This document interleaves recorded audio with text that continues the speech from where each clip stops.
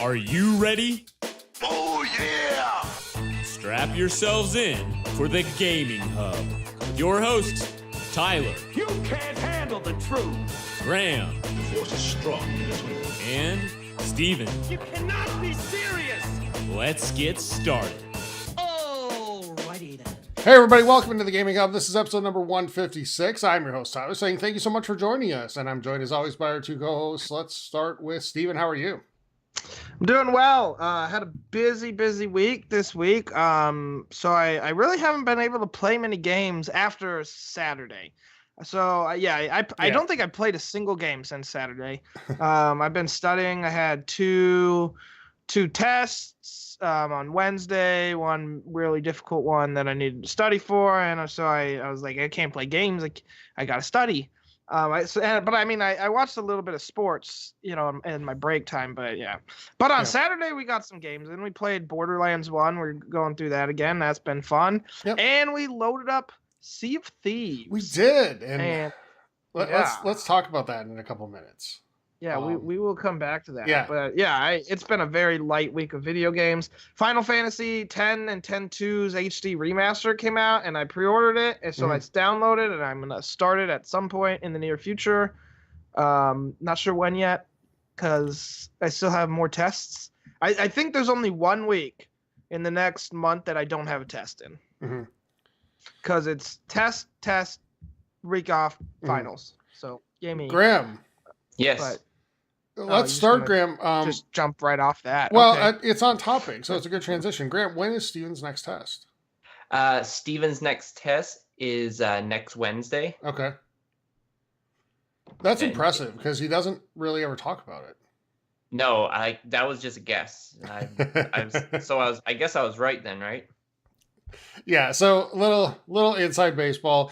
We may have forgotten to ask him how his last one went, and we heard about it a little bit because we weren't being very good friends, right, Steven? I can't cuss right now. I made a mistake last week, but you can fill in the blank with your favorite 4-letter word, and then we'll play Mad Libs edition of the podcast. Okay.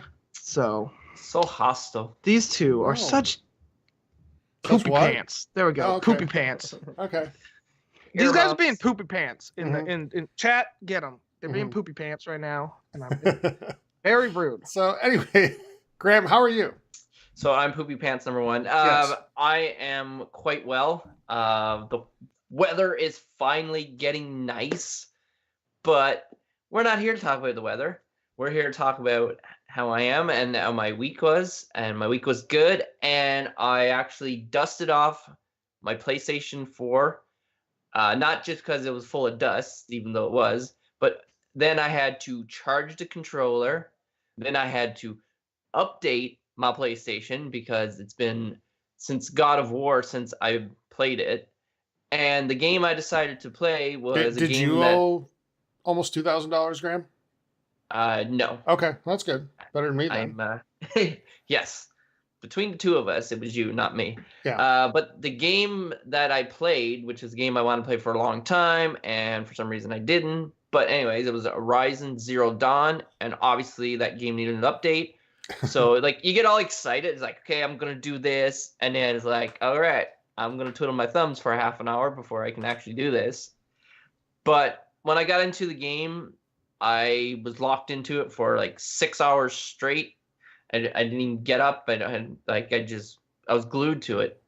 Game is quite enjoyable. There's definitely, like I mentioned, God of War earlier. There's hints of God of War. There's hints of The Witcher 3 in there. There's a lot of cool elements. I definitely want to get back into it. It's a long weekend, but I'm gonna be gone for most of this long weekend because, being a nice guy I am, and obviously being in the trades, and you got family that needs help, you kind of obligated to go help them. Gives me an excuse to go see the family for the long weekend. So, but when I come back, I want to get back into it because the game is great and I've been having an awesome time. And it's been a while since I've actually played a single player game. I've been thoroughly enjoying myself. I think the last thing I could think about was Shadow of the Tomb Raider. So I'm definitely going to work my way through it. I don't really care about trophies and stuff like that for PlayStation. I'm more about gamer score. So I'm just gonna focus on the main story, but a lot of I like how it's set up too, where you just wander through the world and you can easily find people to help. Yeah. And it's not like, okay, I got this little X on my map, so I got to go all the way out of here, which I don't want to go there. So no, it's good. I'm enjoying it, and I'm glad that I finally dusted off my PlayStation and chose to play that game. Were there some comparisons made between that game and Breath of the Wild, Graham? Other than just because they came out so close to each other? I was just going to say that too, where I was talking about where you're not like an X and you're not like forced to go over there. Like I was kind of exploring it like Breath of the Wild. Okay. But like, yeah, you can kind of compare it, but I think it's more because it was around the same time that it got the heavily comparison. And they were both finalists for Game of the Year that year, right? So yeah, great games. Okay. Well, good. I'm glad you're enjoying it. I have played 2 games this week. Actually, well, no, I did go into Madden for a little bit, so 3, but 2 games primarily. Played some Borderlands with Steven last Saturday, having a good time with that, getting through that. I actually never finished the game the first time through, so now I'm into a spot in the game where I haven't gotten to before, so that's pretty fun. And playing some Sea of Thieves. And Steven, we're all kind of watching this bits war take place on our Twitch channel right now. We really appreciate it. And as the bits come in, Steven, you talked about watching some playoff hockey, and my opinion on the Nashville Predators is softening a little. But we got a ways to go on that. Just saying. We're only about 2%, right? So another 98 times, and you might be at the Stars fan. Yeah. But no, Steve, we played Sea of Thieves, and we've kind of been toying with the idea for a little while. We one of us would say, I'm kind of feeling like Sea of Thieves, and the other person would pretty much say, and we wouldn't. But Saturday we both wanted to, so we did. And I don't know, what did you? I actually had fun, and there was one moment in the game in particular. I'm gonna let you describe it, where it was really fun and very different from our first kind of go around. So, what were your impressions, and tell us about that moment? Yeah. So, honestly, it wasn't that different from the first time we played. We still went to an island. I feel like the treasure hunts are still pretty fun, but I can see them getting boring if we were playing for long periods of time. But I feel like if I load this game up for 1 or 2 hours, I'll enjoy it. So, shout out to YouTube guy, telling us that we were wrong about Sea of Thieves and we should give it another chance or whatever. Well, we did, and we'll admit we liked it. But yeah, I can still see it getting a little stale. We really only did the treasure hunts. I'd like to go do the fighting missions again, where you go to claim lost souls or whatever the hell it is supposed to be. I did notice there were more of those events in the world, like the skulls over the islands. Anyways, we were playing, right, and we were going along, and I look back and you hear that thunderous bass, and you hear it in a lot of games, and you're like, something's up. Because you played video games for so long, you just know that when you hear sounds like that, it's never a good sign. And I turn around and I see a big creature in the water, and Tyler's like, "Is that the Kraken?" I'm like, "No, you idiot! It has a fin." And no, it's the new Megalodon. And I was like, "No, it's that shark." And so I'm like, I wonder what would happen if I shoot it. So I shoot it with my little rifle, and it doesn't really do anything. Kind of swims away, and we go off to the next mission. And then we go to the next island we're going to, and the shark comes back, and Tyler's like, "I'm gonna shoot it with a cannon." And we do, and again, it just kind of swims away. And then the third time we're driving, and it comes back a third time. And I don't honestly, I had a couple of drinks, so I don't remember if I shot it. I probably did, knowing myself, just to mess with it again. But either I shot it or I didn't. But anyways, all of a sudden, my controller doesn't freeze, but I can't move my character. I'm trying to go down the stairs, and it just stops moving. And then I look, and then the shark's coming at, and it just opened his mouth, and I may or may not have let out a very audible, high-pitched scream. And the shark takes a chomp, and I'm like, dang, and it took a lot of health off. Thank God I was at max health, because it would have killed me if I was at half. But it was cool because it never happened, and it just kind of adds fun to driving back and forth. I mean, I guess, Tyler, we shouldn't really complain about not seeing the Kraken as we haven't played the game very long, but we would like to see that at some point. Yeah, we would. And yeah, I was hoping to see it at release too. And I think the biggest difference this time, and it might just been luck, don't know, is that we didn't run into a lot of the trolly people out there. Or any, really. Yeah, I didn't see a single person. No, we didn't see a single ship. So we were able to just go play the game and have fun. And that was a good time. So definitely going to go back to it. Going to keep going through Borderlands as well. But guys, before we move in to everything else, Star Wars Celebration was last weekend. And Steven and I recorded a special episode for patrons and people who caught us live on Twitch last, Saturday? Yes. And talked about both the new game, which we'll talk about in news, and we talked about the episode 9 trailer. But just real quickly, if you want to get all of our kind of thoughts on it, go and, take part in Patreon or whatever, and you'll get access to that episode. But real quickly, Graham, you've also seen the trailer now. Yes, I have. And you are the least enthusiastic Star Wars person among us. Yes, but you guys set the bar pretty high. That's true. But as a casual fan of the series, what were your thoughts of the trailer? Is it December yet? It actually got me really excited for it. And whereas it's the final or the conclusion or whatever, I forget how it was worded, but I'm like, okay, now I feel like I want to watch every one of them before I watch this one, just so I'm caught up. So I don't know when I'll start that because it's in December and I got a lot of time. So probably as it gets closer to it, maybe October, November. I'm not sure. I definitely want to work my way through it, and I'm definitely excited for it. It looks like it's what everybody's been waiting for. It just looked awesome. There's nothing that was made me not that big of a deal. It looked great, and I don't know if everybody have seen it, so I'm not going to get into details of spoiling.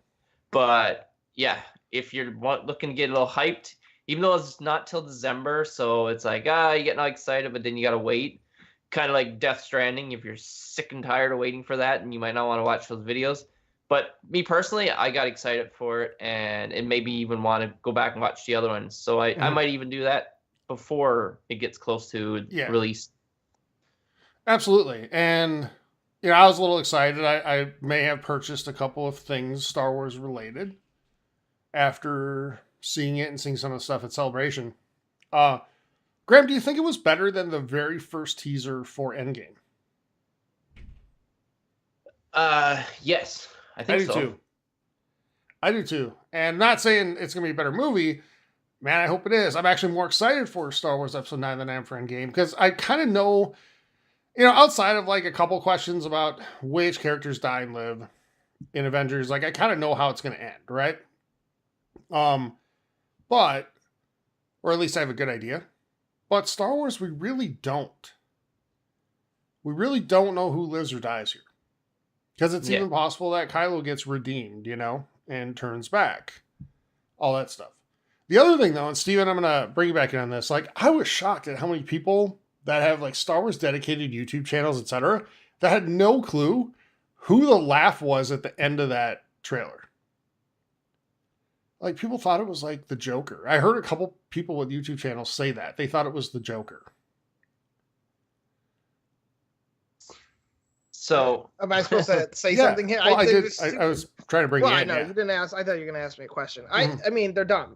But those are the same people that say really, really, really, really, really dumb things about Star Wars. Ain't not my Star Wars. That's what they sound like. Well, and there's so many people out there that are already trying to crap on it, Well, of course, because Star Wars fans are some of the worst in but the vocal ones are some of the worst. I think overall they're great. The fans that were at Celebration and there for the episode 9 panel, when Kelly Marie Tran was introduced, she got a huge ovation, the biggest one on the panel. True. All right, I'll give you that. And it's another case where Star Wars has a lot of fans, probably more than either both Xbox and PlayStation, maybe even put together. It just has a lot of fans because it's been out forever. So I get it, and that because it has more, it's bound to have more vocal things. But those people are always. I mean, they're shy. They're shy. Graham, was Phantom Menace the first Star Wars movie you saw in theaters? I never saw that one in theaters. Okay. Okay. The first one would have been episode 7. Okay, so Force Awakens. All right. Yeah. Steven, was it the first one for you? Yep. 7 was the first. 7 was the first one. Okay, so you didn't see any of the prequels in theaters? No. Okay, interesting.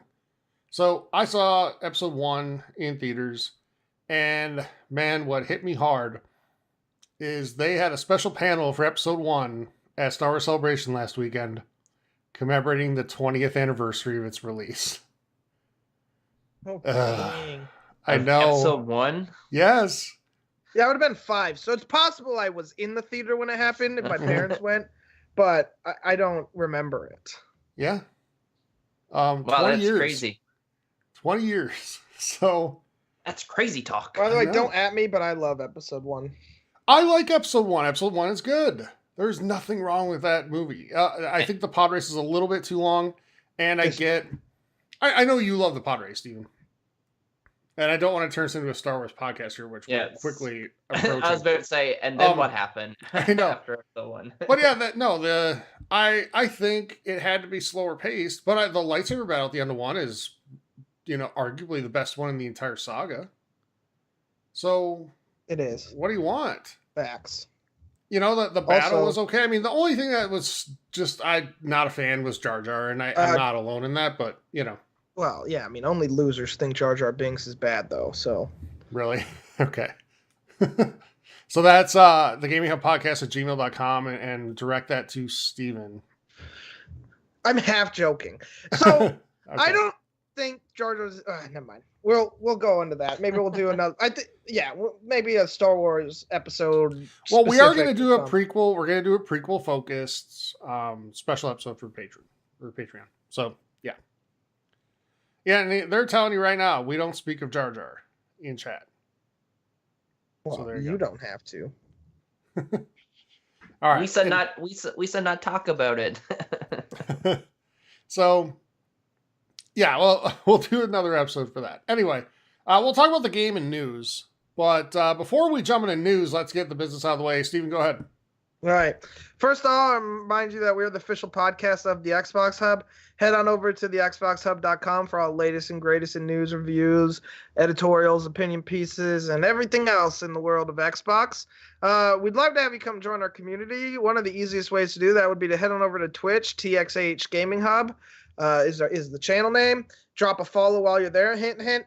And then you can go down, if you're on your desktop, scroll down and you can find links to Facebook and Discord and Twitter and Instagram and email and YouTube and all that fun stuff. But you can also go straight to Facebook and go to the Gaming Hub forums and get links to Discord there, or you can send us a DM on Twitter or email us if you don't use any of the aforementioned things. But we'd love to have you come join Facebook, Discord. We have a lot of great conversations going on. You can get games in with a lot of people. We have people playing on PlayStation, Xbox, PC. I know has a few trusty fans in Discord. The Switch. There's a Pokemon channel, book club, movies, music, Game of Thrones, all that fun stuff. In fact, and we've been playing D&D. We actually played D&D last Friday. I am so excited for tomorrow. I can't wait. It was so much fun, and I hope we play like 6 hours tomorrow because it's like I've been thinking about it all week. Ever since Friday was over, I'm like, we just want to play. Like, I just want to play more. And I actually Googled online. I'm like, what are some video games that are pretty D&D-esque besides the obvious ones of Divinity? Off topic, but it's fun. I think, and Rumham's doing a great job. Appreciate him. Another shout out. We'd love to have you come join. And if you're interested in that sounds fun. I think there's some open spots. But come in, and you can just watch or play whatever. Even if you never played like some of us, it's just been fun. So yeah, we have a great community. We appreciate all you, but we'd love to have you join Facebook and Discord. I think, as someone said in Twitch chat, we're one person away from 200 in Discord. So, you could be 200. You could. Could be It'd you. be like when you're but- at a store and you're the millionth customer and like the Yeah, banner drops and all that stuff. Yeah. Yeah, like you say that, and I remember winning a DVD player at Vaughn's because my mom was like the 100,000th or 1 millionth customer or something Mhm. like that. So we won a DVD player. Nice. Back when like DVD was like pretty new, so it was kind of like cool. Anyways, as if you want to complain at me about my opinions on anything, you can, or about Tyler or Graham's. The Gaming Hub podcast at gmail.com, as Tyler said. And finally, you can follow us on Twitter at TXH Gaming Hub, see all the fun stuff we tweet out there. Yep. All right. And real quick, before I get into the next part, just shout out to our community. The D&D thing was 100% you guys' idea, and you got it going. Rumham, Stephen Wright is putting it together, and has done a lot of stuff there. So thank you to you guys for that. Really appreciate it, and glad you're joining it, because everything I see on the weekends when you guys are actually doing it, like, that's our busiest Discord channel by a mile when it's actually going on. So glad you're having fun with it, and more ideas are always good. So thanks for taking the initiative there to come up with something cool. All right. If you want to help support the show, we'd really appreciate that. A couple ways to do it. On Twitch, Steven mentioned our Twitch channel, TXH Gaming Hub. If you're an Amazon Prime member, you get a free Twitch Prime sub to use every single month. And if you choose to spend that Twitch Prime sub on us, it helps us get better equipment, helps us travel to E3, which we're doing in just less than 2 months, actually, and do better giveaways for the community, stuff like that. When we will have some cool stuff for E3 coming up. The other way to do it is we have a Patreon page. Patreon.com/GamingHub.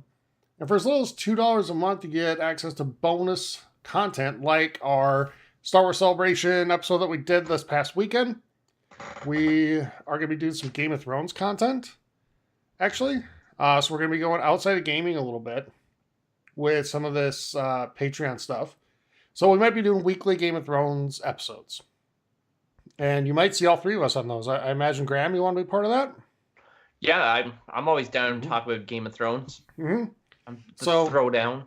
All right, and then we're going to be doing lots of other stuff there as well. For as little as $5 a month, though, you get all that plus entries into our monthly giveaway just for patrons for $60 in gift cards to the console of your choice. And we're going to do that giveaway next weekend. So if you've been thinking about it and haven't done it yet, now's the time to jump in at that $5 or more level. Again, patreon.com/Gaming Hub. All right, guys, let's jump into news. In the news. And before we do, I want to ask Graham a question. Graham, are you going to buy Days Gone? Because you have dusted off your PS4. Does the words hell no mean anything? No? Okay. Stephen, are you interested in Days Gone? Yes, and I would love to buy it day one. I really would. Mm-hmm. I think the last things I saw on it look freaking awesome. Mm-hmm. And I think I would love to do it. However, that being said, I'm on a super tight budget. Yeah, and you're a college I can't student. It's afford understandable. What? I said you're a college student. It's Oh, understandable. yeah. So, unfortunately, probably won't be getting it day one. I might have enough points on the GameStop stuff because I don't know how many points I have there. It's possible. I don't know. I'll check. I might be able to sell a couple games or something I haven't been played. Maybe get it. But I'm gonna rate for reviews just to make 100% sure. But I would like to give it a go. It does seem kind of fun, and I do love those types of games. So now, Graham, this game is exclusive to which console? The PlayStation. PlayStation 4. 4. Correct. Yes, PlayStation but 4. we learned this week that you'll be able to play this game on another console too. On my eventually. Switch? No. Oh. Graham, you think everything's going to Switch? Come on. Gotta be right at one point. Like, if we talked about the game Pong, he'd be like, is it coming to Switch? Or like the Atari E3. Or not E3. ET. Sorry. But no, Graham, we learned that you're going to be able to play Days Gone and other PS4 games on the PlayStation 5 when it releases. What? Presumably next year. You're telling me they finally say, okay, we're going to do backwards compatible? Yes, because they're using a lot of the same framework of the PS4. So it's going to be pretty easy to do it. But what we learned this week, Mark Cerny sat down. He's like the lead architecture guy, I think, on the PlayStation devices, consoles. And in an interview, he basically leaked out all the specs for the PS5. We learned it's going to have a solid state drive, 8K capability, much faster processor than what they have now, and something called ray tracing. And Steven, we didn't really know what ray tracing was, but all you had to do was go to a PlayStation fan message board site, and you learned it was the most amazing thing ever because they have it. Ray tracing is the coolest, and Xbox doesn't have it, so Xbox sucks, and go PlayStation. Hashtag ray tracing! And granted, Xbox fans were no different when they were introduced to the word teraflop. Teraflopperino. So, because you'd be like, what's a teraflop? I don't know, but it's awesome because we have more of them, right? Well, and teraflop sounds way cooler than ray tracing. True. In my opinion. Is this going to be... You guys ever see the meme going around? It was from Shrek 2 where they're all sitting at the table, like, yelling at each other, arguing about things. Like, I hope someone makes a meme out of it with, like, Xbox fans and, like, PlayStation fans yelling, like, ray tracing and teraflops and 8K and, video games would be donkey. That, good meme. So I think there's two things to talk about here. One, the console itself, because it is impressive. Graham, you noted that we didn't hear the word teraflops really. That's true. But it does look impressive in a lot of ways. The other story though is kind of a fan reaction to it.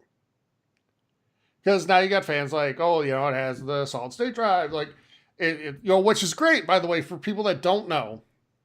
This is going to either very much minimize or eliminate altogether loading times for games.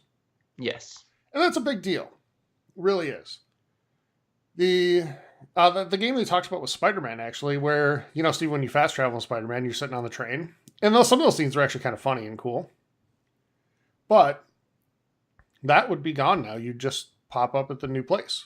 Yeah, I'm pretty sure they said, the load time on PS4 Pro was 15 seconds. And then on, the dev prototype of the PS5 or whatever you want to call it was 0.8 seconds. So that is significantly different. Lower. Yeah, it's really impressive. It is. Yes. But you see a lot of PlayStation fans or gaming fans like, maybe Xbox will finally step up and do it too. Now, who says they're not for the next console? Who says it's not already there? Yeah, and someone in Twitch chat mentioned ray tracing is already on PC, and I didn't know. So I'll give you the definition because there's probably a decent amount of people that don't understand it, just kind of the same that we did. Right, and it is cool. So yeah, go ahead. Yeah, it's ray tracing is a rendering technique for generating an image by tracing the path of light as pixels in an image plane and simulating the effects of its encounters with virtual objects. And so the technique is capable of producing a very high degree of visual realism, usually higher than that of typical scanline rendering methods, but at a greater computational cost. So that's probably why the SSD comes in, just to make loads faster. On top of and you need the faster processor for it. But yes, ray tracing will probably make games, especially games that are supposed to look realistic, look even more realistic. Like God of War. I hope we get a God of War upscale on the PS5, kind of the same way that Xbox kind of puts 4K updates to some of its older games, because then we might see some really awesome looking things in God of War. And God of War is an already beautiful game as is. So. Would this get you back to playing God of War again, Steven? Because I haven't heard you mention playing God of War for a while now. I'm failing because, I have such limited not segue, off topic, tangent here. A math term. We're ray tracing here. For you guys at home. Ray tracing gets me into it because it's physics and math. I love that stuff. But yeah, I don't have that much time to play all that much because as you know, I'm a college student. And this semester is just my absolute hardest semester I've ever had as undergraduate or in any time before this. I imagine there's harder when you're in your upper division, but whatever. So I haven't had time playing. I want to play God of War, but I just kind of want to play a relaxing game when I sit down. It's so stressed and everything. So I throw in Tropico or MLB The Show because I can play for an hour and have fun and not really be stressed, and it's awesome.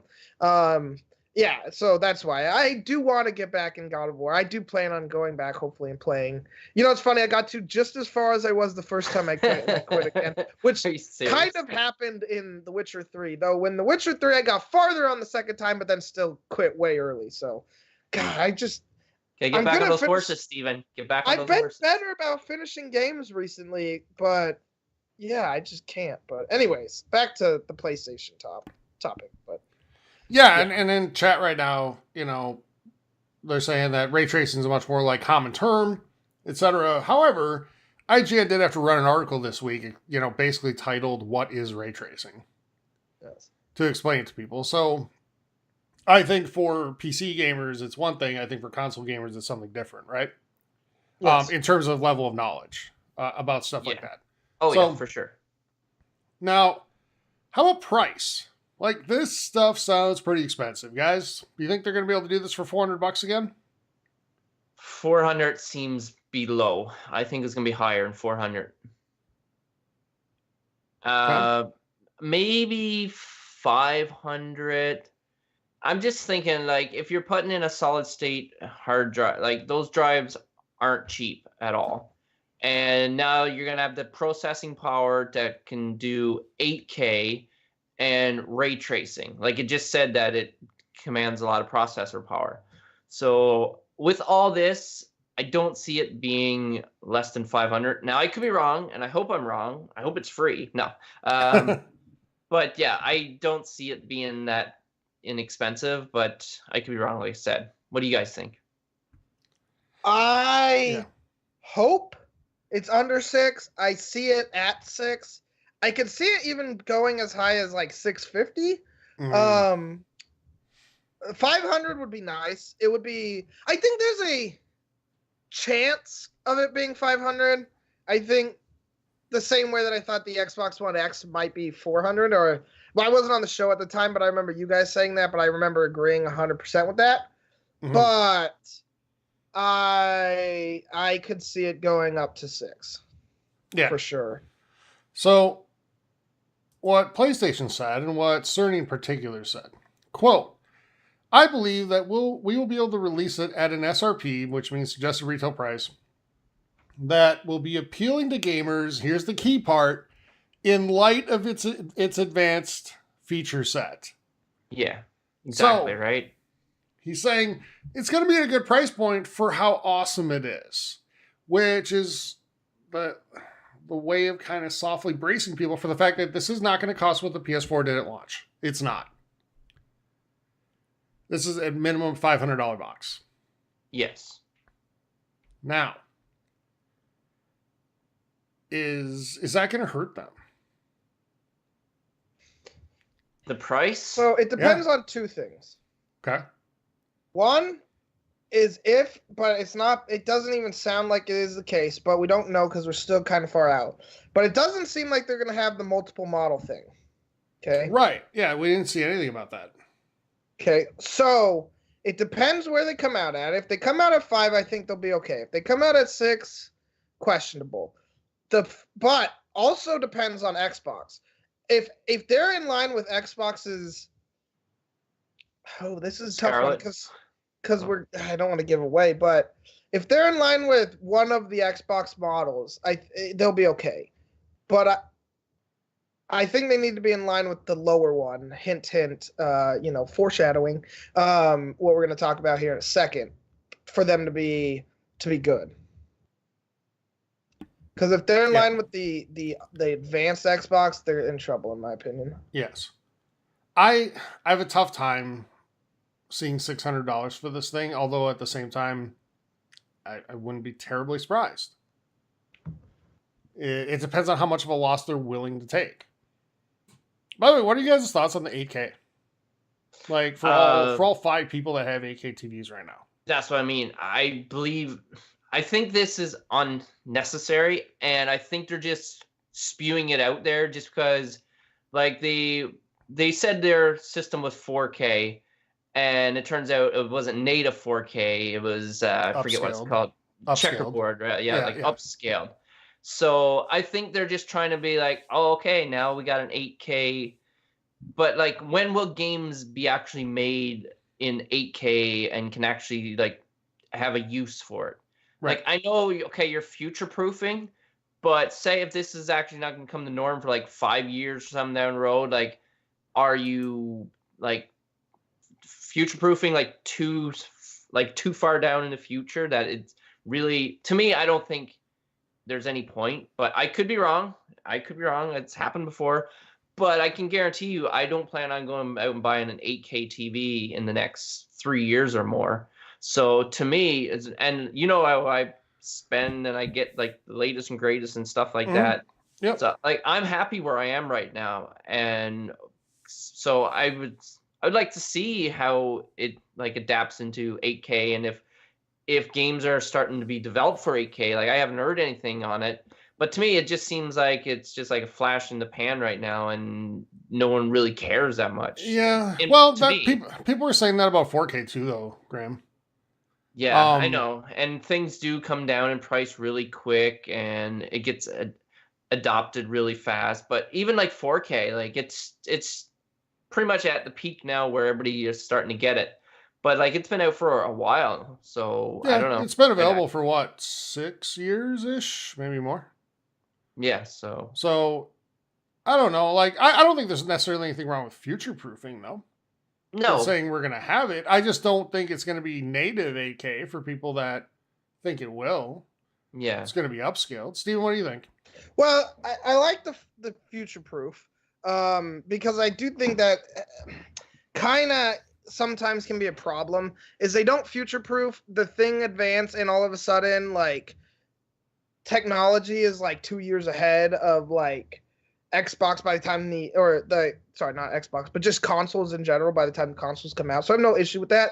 I also think I think this is, I'm like 99% sure this happens, is if you're playing a game that can be 4K and you have like the capability, but you're playing on like a 1080p monitor, right? It can be rendered in 4K and then like scaled down to 1080p, but still look better than 1080p, if you know what I mean. Yep. So if that's the case, then I can see them doing this, like where they kind of render games higher than 4K and lower it down, so it still even looks better than like 4K, and that'd be cool. But yeah, I don't think it's right out of the box at 8K, but I think kind of in the same way the 360, like compare games that came out at the beginning of 360 with games that came out at the end of 360, and you see a noticeable difference in quality. Like I think that could be the case here. Now, I would like to go back to price real quick. Because I was just thinking, at what point, see, all of like these consoles are going to probably get a little like more expensive as we go into the future. At what point, like, is it just not worth buying a console anymore and switching to PC? Because if I'm paying $600, right, which is a mid-tier, not a mid-tier, it's a pretty low-tier gaming PC. You can spend a little more and get a higher one. But with gaming PCs, you can upgrade parts, assuming you don't buy like a pre-built factory model PC, right? But you also have access to like the internet. You know, you can get, Word, you can do all that stuff. Yep. Like, the price, as it gets closer and closer to being about similar to what you can make a decent size gaming PC, like, is there ever going to be a point in time where it's just not worth buying a console anymore? Well, maybe for some people. I don't know. I still personally just like having the console and, being on the couch. And I know you can do all the same stuff with a PC. I get it. But there's certain games like God of War. You won't be getting God of War for the PC. Yeah, like, but I know with Xbox, like they are Microsoft and they're trying to do play anywhere and play your games on your PC and your Xbox. But it seems like if you want to play like the PlayStation exclusives, then you're going to have to buy a console. Sure, but you act like there's not a million PC exclusives that are equally as good.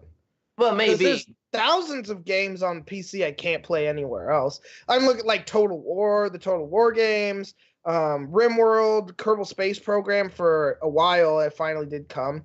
But like Divinity Original Sin 2 was a PC only game for at least for like a year and a half, 2 years. There's thousands of games that are amazing that are only on the PC and early access and all that, so you can get games like really early. So there's exclusives, but there's exclusives on everything. Yeah, but like me personally, I buy PlayStation every generation now because God of War. So if and like it got like a 10 out of 10. Like it was an amazing game. So I don't see at one point I'm gonna be like, okay, I don't want to experience God of War anymore because now I'm on PC. So I like maybe my PS4 will be like further down, like I'll get it later, but I feel like I would get it to play the God of War right away. No, there's a simple economic question of how much is playing God of War worth it to you? Right. And there'll be a point where it's not worth it, like no matter how bad you want to play, because it's not worth justifying buying a PlayStation just for that game when you could literally do everything. You can do more for like about the same price buying a PC. Right. Yeah, no, that is a good point. And like technology is advanced in a lot of ways too on PC where you can stream stuff to your TV easily, and it looks decent. As soon as they hit the point where you can play like 4K on your TV without like and minimal like issues, like I'd be hard pressed to keep my consoles. I really wish I enjoy PC games more because I love strategy games, and there's like none of them on PlayStation or Xbox, and same with like CRPGs and all that. So it's just the fact that I do like sitting on my recliner when I'm, at home, and it's hard to play computer CRPGs and strategy games on. I've tried, and you can't read the text because you're so far away. But well, you have to remember we're not representative of the majority in terms of, getting this into gaming and all that type of stuff. Most people are pretty casual about it, and I think the idea of building a gaming PC for some people is pretty daunting and a little intimidating, and they don't necessarily want to do that. They just want to go buy a console and plug it in and play. Yeah, for you sure. don't have to. You can buy custom built PCs that are not like they're not the the Dell ones that are like factory made. They're like the iBuyPower PCs, and you're paying a little more, but you can upgrade them too. So it's like, you might be paying a little more front, but 3 years from now, you might only need a new processor, and that only costs $200 instead of having to buy a whole new computer, which is my issue with Macs, but that's beside the point. I get it, Tyler. I do. But at some point, there is going to be a line of what is justifiable for people buying consoles. Well, I'm going to tell you, I think we're a long way away from a video game console being more than $700. All right. And what's that? Then okay, I disagree, but I don't think it's going to be that next gen. I don't think there's any chance. But I think the following gen. But that's still 9 years away. And they already seem to be making multiple tiers of consoles. So I could see, like, all right, I'm going to segue right now, unless you guys are done. No, go for it. Or not done. You mean not done, yeah. Game Rant reported that the Xbox Anaconda model will be more advanced than PlayStation 5, which that's Xbox's, like, top tier model, which is not surprising, because according to the article, like, Xbox has been saying they want the most powerful console. So I bet we see ray tracing. There's going to be an SSD on there. Definitely better processor, all that stuff, right? So I couldn't see it at 7, but I could definitely see it at 6. Yeah, I can see $599 for that. My prediction officially is that the Anaconda is going to be $500 and the other one is going to be maybe $350, maybe $400. So that's where the PlayStation's price becomes really important, because if they can get away with doing it at $400, they'll sell really well. Yes, because it'll be $50 more against the lower tier Xbox. Yep. For probably going to be better than it. I could see the low tier Xbox releasing with this just a regular HD hard drive, not SSD. I could see it probably only having 4K, processor not being as good, maybe no ray tracing. I don't know what I think we're going to find out in 2 months. We will, yeah. Like 2 months minus 5 days, or 8 days, because I think it's June 10th is there. Yeah, I think that's right. Or the 9th. Nope, June 9th. So minus 9 days. Quick math doesn't work always, but it all depends on pricing. That's going to be the important telltale thing, and I think we're going to not find out what pricing looks like until probably the end of the year, if Sony brings back PlayStation, PSX. Otherwise, it could be as late as June of 2020. Mm-hmm. I mean, they both announced price last time at E3 in 2013. So literally 6 months before they came out. And I don't see it being terribly different. And PS4 Pro, PS4 Pro was announced and came out before E3. Never mind. Yeah. But the One X was priced at E3. Mm-hmm. Yep. So next E3 we'll get the price. I think so. And possible it's before then. It depends on what their launch window looks like. We don't know. We're assuming it's going to be that November 2020 window again. Might not be. No. We really don't know yet. So we'll have to kind of see what that looks like. But I agree with you, Steven. Like, price is really important here. And it's going to matter. So we know that Microsoft's willing to take a loss. PlayStation's done it before too. It's just Sony's a little more strapped as a company, and they really depend on PlayStation to make money for them. I don't know that they'd be willing to take as big of a loss. I mean, so we'll have to see. But anything else on this Xbox console, or do you want to go and talk about the next one, the other one? The more powerful one? No. Oh. Graham. I know. So we can talk about it. Yep. So we heard this. So Xbox had an Inside Xbox this week, and yeah, we got some details in it. So before we get to the console, let's talk about Xbox Game Pass Ultimate, in which you get Game Pass and Xbox Live Gold for a monthly fee of $15. Thoughts on this, guys? Good deal? Not good deal? What do you think? Yeah, it's a good deal. It's no cheaper than buying each of them in the yearly version. But it's more cheap, or it's $5 cheaper than buying each one if you're paying per month. And we understand, and I understand, not everyone can afford like spending $70 on or $60 on gold. And what's Game Pass for the year? Is it like 100? It's 120. 120, yeah. They don't discount it if you get the whole year. Oh, so it's no cheaper, and not everyone could do that. So I like the monthly thing. It also makes it easier if you need to cancel it for a month, whatever. You could do that. Yeah, I mean, I can't complain. Graham, I know you have like a thought on the release of November, or is that when it's actually scheduled to come out? They said later this year. Yeah, like I watched it and I really thought he said November. I could be wrong. I just remember when I heard it, I'm like, why so late? Like, but then they're saying that it's going to be for the preview program, and usually for the preview program, it's in there for a few months. So, like, to me, it would make sense is when they launch what we're going to talk about next, to come out with that, if that is what they're pushing with this product. You would hope they would have some forward thinking and, like, you know, being not very dumb, but you might be wrong. Yeah. And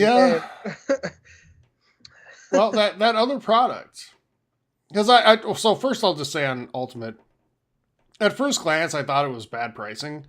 Then when I thought about it, I was like, okay, not everybody can go throw down $60 in one shot for Xbox Live for a year, and that sucks because it's so much cheaper, right, than paying month by month or even by 3 months or whatever. But yeah. You can just pay monthly what you pay over the course of a year, getting the whole year at a time of both of them by doing this. So it kind of gives people that option without having to commit to it all at once. So that's cool. I'm for that. I'm okay with that. The other part, though, not so much. The Xbox One S All Digital Edition, and we're going to talk about branding in a minute, guys. Because who couldn't see the nickname that it already has coming? Well, the Xbox One S All Digital Edition is coming for $249. Includes Forza Horizon 3, Sea of Thieves, and Minecraft. Whoa. Yeah. That's amazing. Sarcasm? A lot. Stu, what's the worst part of this? Is it the price or the games? Everything. Okay. All right. So I'm gonna preface this here. We're gonna get a Steven rant here. So when this was first announced, I was like, who's this for? And I got some flack for it by someone. And they name called and some other things, and fine. I was like, okay, I can see where you're coming from, thinking this would come out at a reasonable price. All right. No, this Xbox, like, I'm glad I was positive in the last segment, and I felt like I was really positive for Xbox, so I can be really negative right now, because the Xbox, or the Xbone SAD, okay, that's what it is. It's the Xbox One S all digital. The Xbone SAD is what the new nickname is, what I'm calling it, for $250 with Forza Horizon 3, which is not even the newest one in the series, and then 2 games that are on Game Pass. One that is, like, assuming Game Pass is keeping all the AAAs, like, they're always going to be there. I don't think they ever clarified that, but whatever. They're all on Game Pass right now. Minecraft's not even expensive. Forza Horizon 3 is like $30, and I don't think Sea of Thieves is full price right now. So these games are terrible for what you're getting, and $250 you can get the Xbox One S for cheaper. So I'm really asking, who is this for? Because you can get the Xbox One S cheaper, which comes with the 4K Blu-ray player, and it's a disc drive and all of that. The only difference really is storage space. But is the lack of disc drive, like, what? When I buy things that are going to cost a lot of money, I don't like cheaping out on stuff. Because I want to save $20 or $50 or whatever. Because then what happens if 2 months later you're like, okay, I buy a 4K Blu-ray player. Now I have to buy something to watch the 4K Blu-ray, to play the 4K Blu-rays, because I decided I'm going to buy the one that does not have the disc drive in it, even though the disc drive space is still in the Xbox One SAD and the eject button is still there. So if you wanted to DIY it, you could put a disc drive in that. I'm not good I could not do that for you. I do not have the skills, but I guarantee there will be people that do this. Okay. So I don't get it. I really don't, because you can get the Xbox One S cheaper right now. And it's right now you can get a 1 terabyte One S with Anthem, which, by the way, is a game that actually came out in the last 6 months. And all that for $249. And I saw a deal online for the one with Battlefield 5 for $200, and if you signed up for their, like, free program, you got $25 extra off, so you could get it $175 out the door, well, minus tax. But yeah, like, I don't get this. I do not understand this at all. Like, it's like Xbox just can't help shooting themselves in the foot. They take 3, 4, 5 steps forward, and then, like, one step back. Like, I don't get it. Please, if there is something I'm missing here, and I'm sure I'm going to hear it, someone might call me some bad words, whatever, because I missed something, God forbid. Like, email me at thegaminghubpodcast@gmail.com, put my name in the subject line, Steven with a V, don't spell it wrong, and then, like, tell me why you're buying this, if you're buying this, because I want to know, like, if you're buying this, like, send us a message somewhere, because I want to know why. Because I don't understand why you would buy this over buying the regular Xbox One S. Because I've heard someone say they didn't like lugging. They wanted an extra console because they didn't want to lug things back and forth. Like, you don't save any price here, then just buy an Xbox One S. Mm-hmm. I don't get it. I do not understand. And it's not like this one is considerably smaller or anything. It's not. It's the same size. Yeah, it's the exact same. Yeah. Who is this for? Is my question. Like, Graham, what do you think? Asking now. Who this is for? Even if, like, I don't know. To me, is like, why do you need to have a console that has no disc drive whatsoever when you can get one that, as a disc drive, you don't have to use it, but you have it just in case, and it's also a 4K Blu-ray player. So. Yep. Like, to me, it really makes no sense either. It boggles my mind how they would keep it at the same price as someone can get the same console, but better, because it gives you more options. And there's nothing wrong with options. So, like, even when they're, like, showing it like a video, like how they came up with the idea. Basically, they're showing like they put tape over the disk drive. It's like, okay, there it is. Nobody can put a disk in it. So basically, if you got an Xbox One S and your disk drive breaks, it is good as the One S all digital. So yeah, like to me, they missed it by putting it on price. And then the whole thing is they're talking about, okay, Xbox Game Pass Ultimate, and this is a thing that they want to push and they want you to do. This is why they're selling you this console, because they're like, okay, you don't need to buy discs now. You can download everything digitally. You can sign up for a Game Pass. And then they're advertising that if you buy this, they will give you the games that you'll get free anyways with something that they want you to buy, like a product that they're pushing. Why not give people a few months of Xbox Live and a few months of Game Pass, get them hooked on it, rather than giving them these games? 3 months for it is 3 months for $1. Okay. Yes. Okay, so there you go. Like, I don't understand throwing a copy of, I don't know. I was going to say a recent exclusive, but Yeah. And like, if you're going to advertise the free games, why wouldn't you just put like 30 different games on there? It's like, whoa, look at all these games I can get. Like, I don't get it. And no, I don't either. Yeah. Here's what scares me, because this actually does scare me a little bit. Have they confirmed already that next gen, the cheaper console, is going to have a disc drive? Have they confirmed that? I don't think so. Not that I know of. How bad would it be if it didn't? Very bad. That'd be really crappy of them to do. It would be really, like, it wouldn't even be crappy, it'd be dumb. Like, you're going to because a lot of people aren't ready to transition to that yet. Gamers are stubborn and they like what they know. Like, some of the biggest praise these PS5 specs are getting is because it's so similar to the PS4, just awesomer. Like, it's just better. Yeah. That's what they want. They want what they know, but better. Yeah. And if they did that, I might think about just buying a PlayStation out of, not spite, but spite. Like, no, it wouldn't be spite. It would just be to be like, to make a point. I mean, come on. I bought I bought the Xbox before the PlayStation, the last 2 generations. When I really started getting into gaming, I've had an Xbox and a PlayStation 2, multiple times before. So, but I bought the 360. I got that before the PS3 because it was cheaper. And then I got the Xbox One because I had all my friends on Xbox, even though PlayStation was cheaper. And I I don't regret it, but I don't not regret it. But I mean, I'm fed up. And like, if they do that, and this is speculation. So I guess we don't be like thinking super negative here, but it would really be dumb. But apparently Xbox can't stop making these bad decisions every now and again. So I just don't get how this, like, they thought this was a good idea. What was the point of doing this? Yeah, no, exactly. That's my question. Yeah. And another thing is they're trying to push out, they're doing backwards compatibility and stuff like that.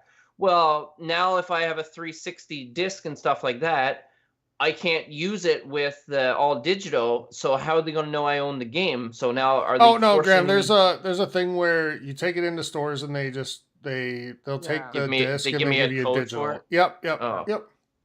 Yeah.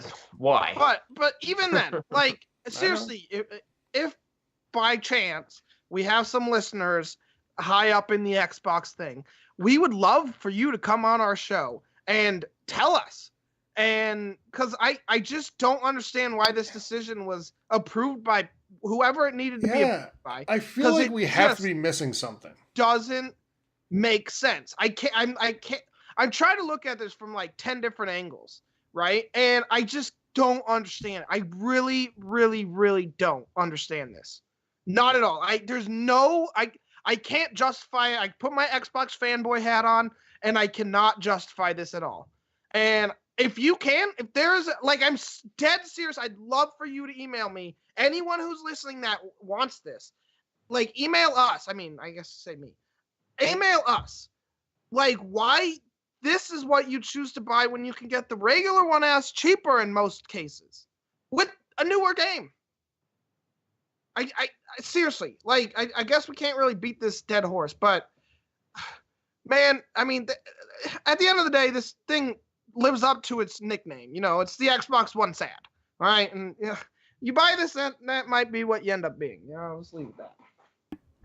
And by the way, Xbox needs to, like, when they come up with a name, they need to bring in like a group of teenagers, people age ranging like 14 to, I don't know, early 20s, and just put like a list of names in front of them and say, how could you potentially make fun of this? Yeah. And then, even when they're writing it down, like I'm sure at one point they did it in short form. Like, did they not see that? This is the kind of thing that makes me think that, like, it has me worried because it makes me think that, like, someone comes up with an idea and then the people under them are too scared to, like, call them out. And they're just like, yeah. We love it. This is the best. Like, this thing should never fly. Saved it there.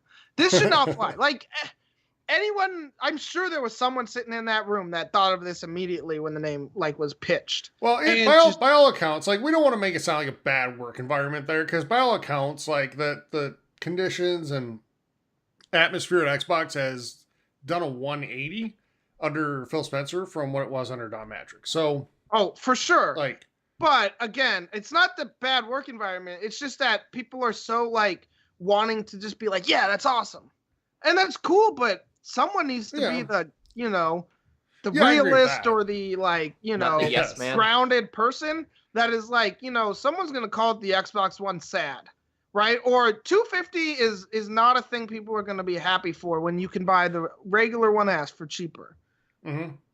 Cause I just, you know, there's you guys haven't had a Steven rant in a while. I hope this one lived up to expectations. I fully understand if I get called a bad name or three in a comment or review section somewhere. Or perhaps a pony. Yeah, or a Sony pony. Even though literally 20 minutes ago, I was, you know, praising Xbox for, like, being more advanced than PlayStation 5. But, you know, whatever. You can't win with anybody. So here's my thought, and I'm gonna end this with a little bit of conspiracy talk for a second, okay? Theory. Okay, let's hear it. So you've heard it from me before, but they announced the console they announced it before. We knew it was coming, but they showed it off, finally revealed it. And it's coming out in May 7th. It's gonna be out in the wild, done, gone before E3 hits. Meaning that they're free to not talk about it during E3, which means E3 is going to be mostly about next gen. That, like, exceptions will be Gears 5 and Ori. They'll show off a little bit. Halo Infinite. Well, Halo Infinite is next gen though. Yeah. Okay. You're talking about this gen. Yeah. They did say, and we'll get into Xbox E3 in a second. Spencer said they're going to be showing off stuff from their new studios there. It's going to be all about next gen. And we'll probably see, like, some Star Wars Jedi there. That type of stuff too. But if their primary focus is next gen, they got this console out of the way where it's going to be shipped a month before E3 even happens. I still think there's a chance that the new console comes out this year. Yeah. Like, they're clearing the way 100%. And that brings me into the announcement of Xbox's conference, because they did announce the date and time for it this week. It's going to be Sunday, June 9th. And it's going to be at 1 p.m. Pacific time. Here's Phil Spencer's quote about it. Quote, "This is going to be an interesting E3. We're the only platform holder that has a live stage show, and it's kind of just us this year. I feel the responsibility of that. I want to represent gaming, and I think it's an important time when the larger community is looking at the gaming industry. I think it's a time when we pop above the noise that's out there." So he also said that all the newly acquired studios would be on stage showing what they're working on. So anybody that's like, I need to see the new stuff before I make a decision, you're going to see some of it in 2 months. Yeah. I think we kind of knew that was going to happen. Yes. What do you guys make of the first quote?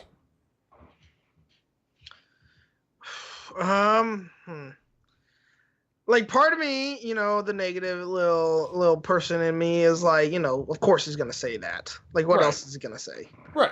However, I mean, you've got in my head, Tyler, that the new Xbox is coming out this year, and now I can't shake it. And now everything that I see or hear or read or think, and like in the lines, outside the lines, somewhere on the planet, or even in the same galaxy as whatever they say, and it's like all right, that confirms it, because conspiracy theories can be fun at times, right? They can, sure. Especially like this. Like we're probably this wrong. fun. There's a less than 10% chance that we're right.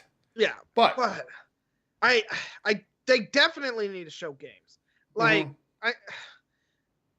games, new games, exclusive games, awesome looking AAA or indie games. I don't care, but I'm mostly JRPG AAA. for Steven. I don't even care about that. I just games. I think so. Here's how they can have an amazing show. You come out, you show off. Start with Gears 5, get it done right away. Yes, and then you show the new consoles second. And you show, after that, you show game after game after game after game after game. This is what you're going to be able to play on these consoles. And this is, by the way, is what it looks like and how it plays on them. And then at the very end, you bring out the consoles again, show them, and you drop that bomb. If we're right, and you say you'll be able to get these this fall. And the crowd goes wild. Yeah, and that's it. Like, that's how they win. It's how they win huge. Like, they can charge almost whatever they want at that point and be just fine. Well, actually, yeah, they can. Because in 2 generations ago, Sony came out a year later and charged $100 more. That's like double, double whammy there. But question, like, remember a while ago they were talking about Xbox having these like pricing models where you can kind of like rent an Xbox, but then at the end you own it. You pay $40. Oh, yeah. That just disappear. We haven't heard anything. It was a limited time thing. So they did it over the holidays, and it was limited time, and I think that it was a test run to see how well it worked. It's very similar, everybody listening that hasn't heard of it or doesn't remember it, to when you buy a cell phone now, in the States anyway. And you just pay so much per month is added onto your bill, like $30 or whatever, right? $30, that's funny. Yeah, try like 60 or 70. Yeah, I know. Actually, I still have the iPhone 7, and it's, $33? I'm surprised that still works. On my bill? Yeah. Oh, it works fine. Apple has a tendency of making all their phones go to poo-poo when new ones come out. Well, and we talk about people not liking price and having a barrier there, and I get that PC gaming is a viable alternative, but Graham, you were just talking about how Samsung's releasing their flip phone for how much? Or folding phone, yeah. Yeah. For $2,000, just under $2,000. $2,000. Yeah. And there's going to be a line outside. Well, they said all pre-orders have been sold out. Okay. And get this, I know we're going to talk about this. A lot of people are having issues with them breaking. Yeah, but some of those people were that. Peeling off like what they thought was like the screen protector, and it wasn't. Well, okay. But then there was like people from I think it was CNET or something like that. Like they had like test ones or whatever, and they were talking about they only had like a few days and it broke. So there is a lot of it out there, and like they had a debacle with the Note 7. So they're like, okay, they have to put that it was out the one there with the phone blowing up, right? Yeah. Yes. Yeah, fun times. So Yeah. I just love that it got to the point where they were banned on airlines because they were afraid like the phone would like catch fire on an airplane. Yeah, That's when you know you really screwed up. That's when you're banned on an airplane. Yep. So yeah, people are willing to drop $2,000 on a phone, no problem. To be fair, though, you have your phone on you 24/7. Whereas your Xbox, I don't care. That's still monstrous. I have my shoes on me most of the day too. I'm not gonna drop $2,000 on that. And you're not, but I know a lot of people that will. I know. Well, sure. I have a buddy who makes a lot of money buying and selling shoes. Mm-hmm. Good for him. He's good at it. But yeah. So anyway, but yeah, price matters. But I don't know. I think if people are excited about something, they're going to get it. I I honestly think price affects the long-term success of a console more than the immediate launch success. But even if Xbox comes out the same time as PlayStation for $100 or $200 cheaper, but doesn't have any games, like I don't think it'd be worth it for me. Because it's gonna have games. I know, but they know better. I have faith, but I'm what's the word? Pessimistic. No, it's like hesitant. I'm hesitant. Yeah. Just because this generation was not good for Xbox. Like games. The second half of it wasn't. The first half the games were fine. The best game was Sunset Overdrive. Right, but Halo 5 was fun. Gears 4 was good, and they had decent stuff. Is what I'm saying. Right. They were all repeats. But. Okay, part of that is because we saw Scalebound get canceled. We saw Fable get canceled. All that stuff, right? That's what really pouring out for Scalebound right now. It's so sad. Yep. So anyway, we know when the conference is, and we're hoping to be able to be there in person. Trying to work on that right now. But we're excited to see because I think it's all about next gen there. Well, go ahead, Graham. They did pave the way when. Like Phil Spencer was talking about the future console coming out like at last E3. So it is kind of set in motion. Yep. So what you're saying is not completely unrealistic. Mm-hmm. And with Sony bowing out to be at E3, which I think is going to be a huge mistake, but we'll see. I think when they learned that, they're like, all right, or maybe it was their plan all along, and it's like, wow, what a coincidence. Like, this was going to be our huge year. We're going to, like, blow the doors off it, and now Sony is, like, bowing out. So, and I'm still curious about this whole, like, Nintendo and Microsoft, like, relationship, like, how it's going to go to the next level and what they're going to have to offer.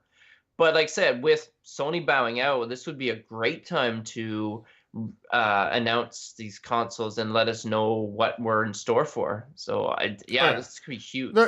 Grant, there's no way we don't see these consoles on screen at that show. Like, no chance that we don't. Otherwise, it's going to be about a 20-minute show. Yeah. So, they'll show off Gears. I think we'll see Cyberpunk there again. I think we'll see the Star Wars game there. Maybe some other third parties. But we'll see Ori as well. But that's about it. And it's going to be a lot of console stuff. And what the new studios are working on. Yes. That's all next-gen focus. And we'll see a lot of Halo. Again, next-gen focus. So, it'll be interesting, though, to see kind of where they go with it. And, I think when they show the console during the conference is really important. If they show it early, our conspiracy theory, Stephen, might be right. If they show it late, at the very end, like a little sizzle reel deal, like we saw 2 years ago with the X, then it's 2020. So, all right. Guys, Star Wars Jedi Fallen Order was shown off last weekend. Yes. And the game is single player only and has no microtransactions. Releases on November 15th. Steven, you saw the trailer. You were pretty excited. Tell me about it. Yeah, the trailer was pretty sweet. I liked everything I saw. We talked about it on the special episode. I think there's gonna be some fun customization stuff. Hopefully, we're gonna, it looked pretty good, minus the one bit which might have been the actual gameplay. But to be fair, we're still a ways out from seeing, like an actual gameplay trailer. I think we're gonna see that at E3. I think then it might look better there. It looks cool. Like, you go watch the trailer. I'm just excited. I have more hope than I did 2 weeks ago. I'll tell you that much. You were picking this game as like your potential bomb of the year. Well, it's not the bomb, but I just like Respawn, made shooters, which is nice, but I don't know if they could do an open world game. Or not an open world game, but like a longer, Star Wars game, kind of the length of like a God of War type of story, right? That's my comparison. I hope it's like God of War, but I hope you're right. And that'd be awesome, and I would love it. But it does look exciting. It's interesting. It's set in the period right after Order 66, so like basically right at the end of the third movie. Well, it's a few years on, but yeah. Yeah. Yeah. So, yeah, I mean, yeah, I don't know what else to say. I can't wait to see the gameplay. I'm more excited. I see people saying that it could be their game of the year, and I think they're probably right. Like really respected people saying that. Yeah. And that's really cool. Graham, what are your thoughts? You watched the trailer? Yes, I did watch the trailer, and it looks great. And they're like talking about how it's not going to just be the same world. There's going to be multiple worlds, and like talk about like story, how it's going to be actually focused on. I forget what it was. Not Jedi. What's it being focused on? It's focused on. Well, he was a Padawan. Yeah. Yeah. So, like, it seems like it's giving what Star Wars fans have been wanting in a game for a long time. And the fact that it's a single-player game like that does appeal to me more than these multiplayer ones like Battlefront and stuff like that, which I did enjoy the Battlefront campaign and stuff like that, but the online thing, multiplayer, I wanted no part of that whatsoever. Come on, Graham. You put hours into Battlefront 2 multiplayer. Yes. No. You put like 2 hours, maybe. It wasn't even 2 hours. Probably not. And they were painful hours. I did not. Well, I could feel it too. Like when we started playing, I could feel like it was bad, and I'm the biggest Star Wars fan among us. Yeah. So yeah, that was bad. I actually felt bad that we kind of made you buy it. Yeah, like even like I played the beta, and the beta didn't feel good. Like I didn't like it at all. But I tried buying it and stuff like that, But like I said, the single player campaign I did enjoy, so it wasn't like a loss like that. I regret buying. Well, no, I'm not gonna say that. That's tough. I was gonna say between Destiny 2 and Battlefront 2, it's kind of a toss up. I think I enjoyed the campaign more in Battlefront 2 than I did Destiny 2, in my opinion. But yeah, no, it looks great. It seems like that's what everybody wanted, and it also appeals to me as well. Who like I'm not as big as a Star Wars fan as you two, but it looks good to me. Are you going to get it? I don't know yet. Oh, Graham, come on! Like this one, you gotta get. Yeah, I'm leaning toward yes. Okay. I really am, because this is kind of my style. So And I think so too. I really do. Yeah. Like I kind of sort of get why you weren't as into Red Dead, although I also don't. Yeah. Like it's tailor made for you in the sense that you can just kind of go wherever you want and do whatever you want for a while. Yeah, it's the like whole that's very you. Ride around on horses and bang into something, and then you die. Don't run into stuff. Well, yeah, that's the practical reason. We're not here to be logical, okay? No, I know. Anyway, like someday, Graham, you owe it to yourself to finish Red Dead 2. Someday.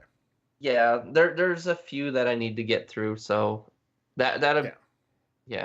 So, we'll leave it at that. I mean, I'm not gonna be too hard on you because I know Zelda's a great series and it's not for me. So whatever. Yeah, you have access to Breath of the Wild, and I do. Yeah, he also has access to VR, and he never plays that. So yeah. Well, like I said, I was about to, and then we went on this new Sony adventure. Yeah. We could do a challenge where I'd have to go through Red Dead Redemption 2, and you'd have to go through Breath of the Wild, and then just see what our opinions are. Are we glad that we got each other to play each game? What do I get to play? What do you get to play? That's a good question. Yeah. I'm trying to think ones that we played and really enjoyed that you have not played. Exactly, because I'm the one out of the two of us or three of us that plays almost everything. No. He's definitely the math scholar out of the three of us. Steven could play NHL for hours on end. Or I could just never play video games again. And Steven, you're going to play EASHL, and I have just the teammate for you. We're not making it torture. Time to bring him out of retirement, Graham. Bring back them memories. We're not. Yep. I'm worried about my both my TV screen and my skull. I'm gonna leave it at that. Yeah. It'll be like The Ring, Steven. Yeah, it would.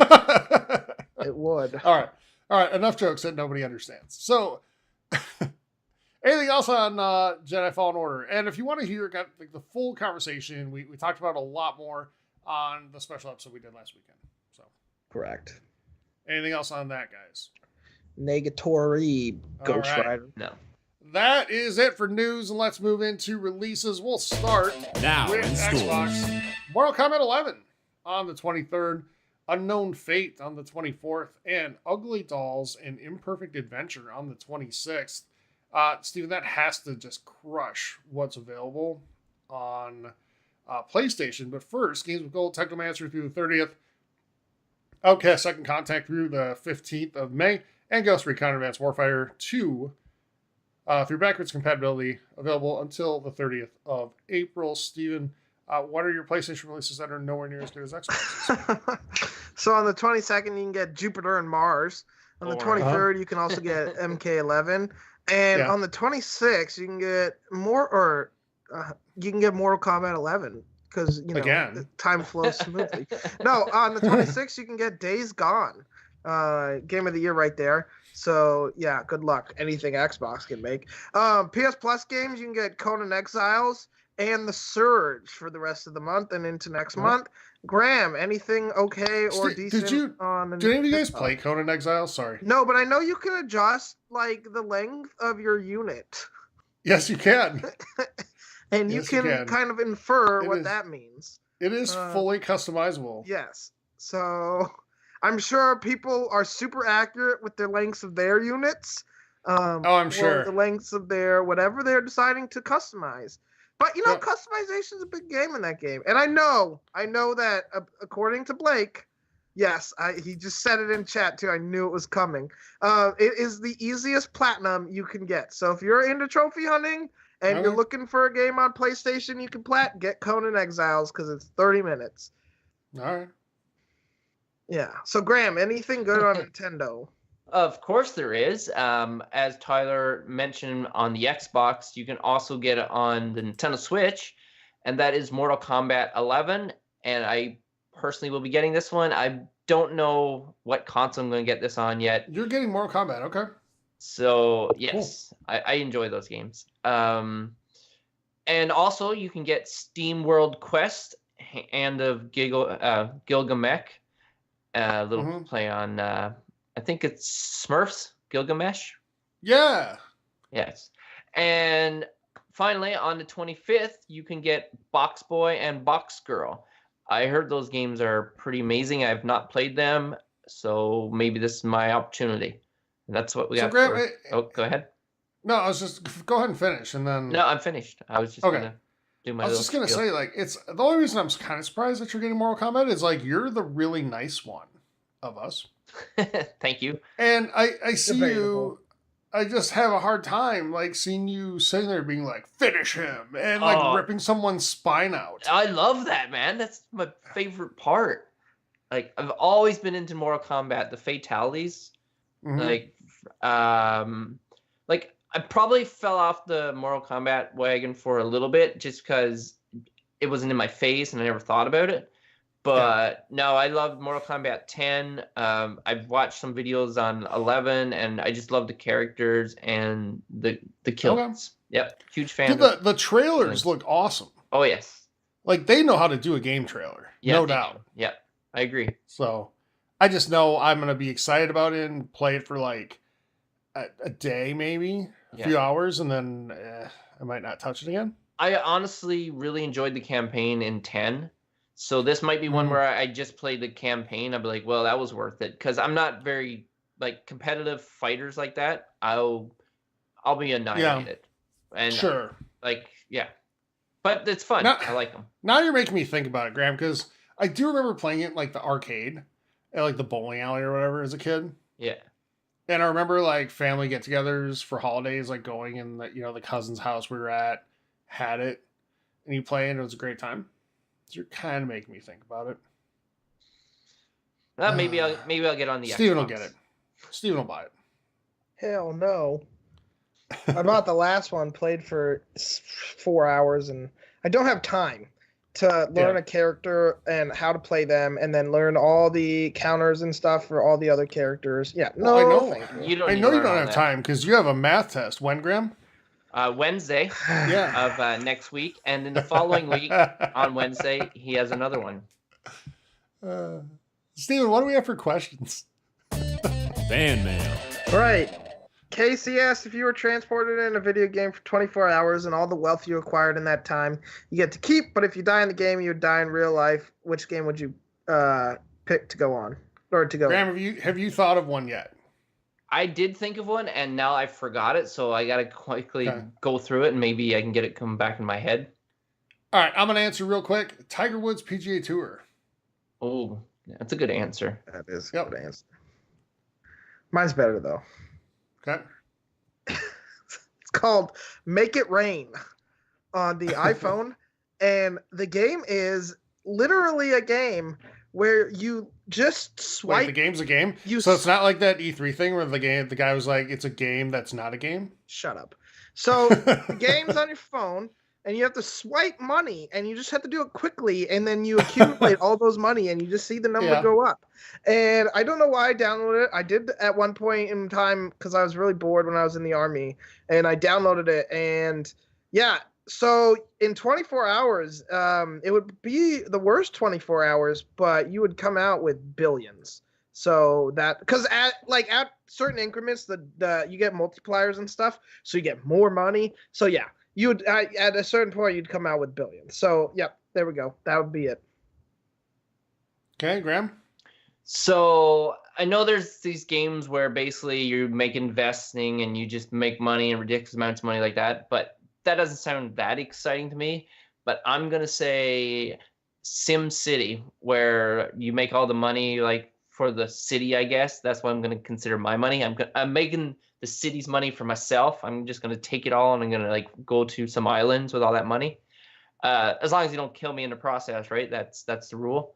So that's one I think of, because I was just thinking what game that I've played where I can see like money like accumulating really fast, especially if you hit that fast forward button when you're actually got a good thing going. So 24 hours, that I can make a good killing in money. Yeah. Honorable mention to this game called Pocket Politics that I play sometimes on my cell phone. And you just like set stuff up and then it just keeps making money for you. Yeah. And then as you make more money, you advance through political positions in your career. Oh, I had a joke there, but I probably shouldn't. No, I know. It's like there are jokes to be made there. But yeah. But yeah, anyway, what else do we have? All right, Gatronus asks, I'm getting a PS4 game for my brother for his birthday. He only plays COD. I want to broaden his horizons. I don't own a PS4, only an Xbox and Switch. I was wondering what game would be good to help him branch out from only playing COD. Steven, thoughts? Why are you throwing to me first? Okay, Graham, anything? So it's got to be a PS4 game? Well, something you can play there, yeah. Then I would say God of War. Okay. It's not a hard, like ridiculously like hard game, like to figure out all the buttons and all the controls, and it's got a great story and it's a beautiful looking game. So God of War, pick it up. Okay. Yeah. Yep. I'll go second here. If your brother is a superhero fan, get Spider-Man. If not, get God of War. Yeah, and I would say honorable mention Rocket League, because it's a different style of game and can be very addicting. And yeah, if you're a Call of Duty guy, you're probably pretty competitive. So yeah, Graham, I could see that. Those are dumb answers. Of course. Okay, Steven's going to give you guys the right answer. Yep. Kingdom Hearts, the collection. Hell yeah. No, I mean, you should. If you want to scare him away from gaming, sure. I know. Incoherent babble. No, I agree 85 hours. Oh, God. Yeah. Tyler says the guy who played on beginner and still couldn't beat it because he sucks at video games. It doesn't no, it has nothing to do with sucking or not. Yes, it It's does. How many literally times just that. do you beat or fight the final boss and you kept dying because you suck at video games? Yeah. No, I just got Like, tired of it and 'cause was you're- like, I'm you're done not- with this 'cause because you're this is good. dumb and it's a stupid game. Because you're bad at the game. Mm-hmm. Typical. No, you should get him a little title by the name of Dark Souls Remastered. Oh, Why? Because Why there's would you do nothing that? better than banging your head against a wall for hours and hours on end, and to make you love video games. Mhm. That'd be the game. No, I mean you should, because that game's awesome and he might enjoy it. It depends how competitive he is. If he's stubborn and he like refuses to quit, that is the perfect game. Because like after that he'll love stuff like that. This But- is where he's skipping ahead till he But if you hears like an answer. Spider-Man, if you don't like Spider-Man or superheroes, that's the best game. Because it's kind of close to a shooter, kind of a little bit barely. You shoot webs at people. It's more cartoonish and stuff. I don't know. It's a pretty good game. It has good combat though. Yeah, I it's really like a really combat fun in game. it. It's an awesome, probably the best superhero game besides the Batman games. Yeah. It's tough because like I just don't Arkham know your City was brother's the best. tastes. Arkham City's not. It's Arkham Asylum, but City. people that are wrong say City, but those people Mhm. are wrong. So Yeah. what can you do? But especially Tyler saying it. So come on, how? I thought Origins Come on, was I the guess best we all one. know. Yeah. Well, of course you would think that. I guess that shows everything you need to know about those two idiots that they think that sub game is the best. But yeah, it's all about Arkham Asylum. However, yeah, Spider-Man, I guess God of War, but I don't know if I'd want that to be the first game because like he might miss out on. You know what? Actually, Red Dead Redemption 2 wouldn't be my God. bad because it's a shooter. He's, Shut up. he's gonna have the whole like game library listed out here in a minute. I might. NBA 2K, 18. Red Dead Redemption is a shooter, so if he really likes shooters, okay, I guess it's kind of a shooter. Borderlands, I don't know. There's a lot of games. Send us a message with his like what types of stuff he likes outside of games, and maybe we can give you a more. Or just buy him everything. Yeah, just buy him the entire library on PlayStation 4, like someone tried to do on Tyler's PlayStation. Yeah. All right. One more? Sure. Gotta find one. All right. What is there's one on Twitch, actually. Blake asks, question, if you had to choose an actor and actress and you could only watch their movies forever, who would you choose? Includes all past and future movies, too. That's tough. I'm going to go with Denzel Washington without looking too far into other actors because Johnny Depp is an honorable mention. But I'm going to go with Denzel Washington. He's my favorite actor. You're an idiot about this. You have a dumb answer. Steven? Okay. You pick someone who is in every single movie. Like, those actors that Samuel L. Jackson. Yeah, okay, Denzel's a good choice if like you're talking about main characters. Well, you get the but you Avengers can find those actors that are in every single movie as they make appearances, right? That's the person I'm picking. I can't think of one off the top of my head, like, but I can't because I can't think of their name. But you know what I'm talking about, right? The actors that literally make appearances in everything. Yes.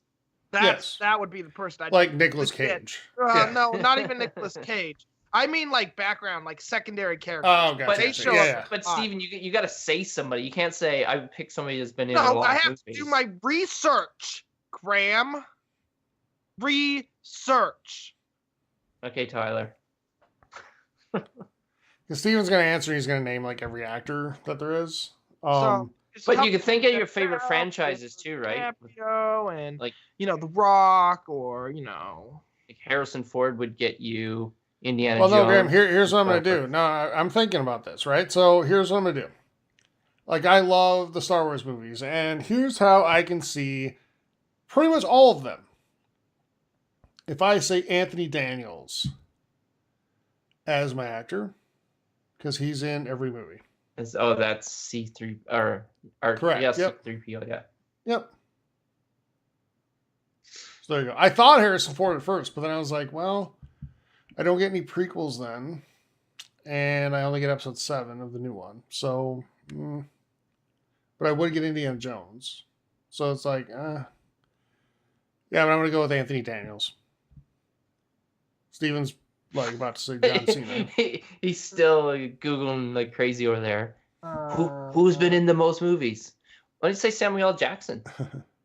You get snakes on a plane. That's a classic. And you get some Tarantino movies. Morgan You Freeman. get 3 Star Wars movies. You get some Avengers movies. Couldn't you just pick Quentin Tarantino? Because isn't he in every single one of his movies? Almost. Not everyone. Not all of them, I don't think. No.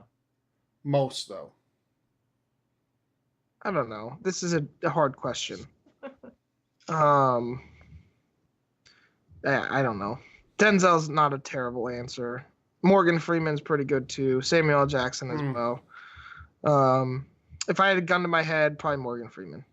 Because then I get the 3 Batman movies. And you get Robin Hood. Oh, that's fair. You get the first Robin Hood. Yeah, sure. And March of the Penguins. Don't forget that. I can't forget about that. Some of All Fears. How could you forget about that? Some of All Fears is not so good. Nobody was in it. I'm just naming movies. He was. That's correct. He was also in was he in Dreamcatcher? the Now You See Me movies. So you get him there. Driving Miss Daisy. All sorts of stuff. Yeah, exactly. Yeah. Bruce Almighty. True. Yeah. Maybe even the sequel. I don't know. So welcome to the Morgan Freeman What's He Been In podcast. That was funny. No, I'm just trying to wrap us up because we're over the time that we thought we were going to be. Yeah, because that never happens. Steven had to get 100 answers for a one Shut game. Up. I know. Do you guys hear what I have to deal with? Everybody who listens to us, this is not a new thing today on today's episode. I'm nothing but nice to these people. Oh, and yeah. I just get hate and vitriol and bullying in return. Mm-hmm. Very sad. Very not nice. Like the Xbox console. Xbox One sad. The game. All right. Goodbye. All right, let's wrap this up. All right, sounds good. We'd love to join the community. If you'd like to do that, head on over to Facebook, the Gaming Hub forums, or to Twitch, TXH Gaming Hub there. From either of those places, you get a link to our Discord. And if you click on that link and join, you'll be able to take part in lots of fun conversation about a bunch of different types of things. Conversation that's going on all the time. So if you want to help support the community, we'd really appreciate that as well. A couple of different ways to do it. If you, on Twitch, if you're an Amazon Prime member, you get a free Twitch Prime sub to use every single month. And if you spend that on us, we really appreciate it. It helps us get better equipment to do better content, helps us travel things like E3, and do better giveaways for our community. And the other option is to go to Patreon, patreon.com/gaminghub, where for as little as $2 a month, you get bonus content like the Star Wars episode we did last weekend, and the Game of Thrones one we'll be doing this weekend. Or for as little as $5 a month, you get all that, plus entry into our monthly giveaway for $60 in gift cards to the console of your choice. All right, guys, that's it for episode number 156. And we'll be back next week with 157. Until then, have a great week, everybody. For Graham and Steven, I am Tyler saying thank you so much for joining us, and we'll talk to you soon. Take care, everyone. Bye-bye.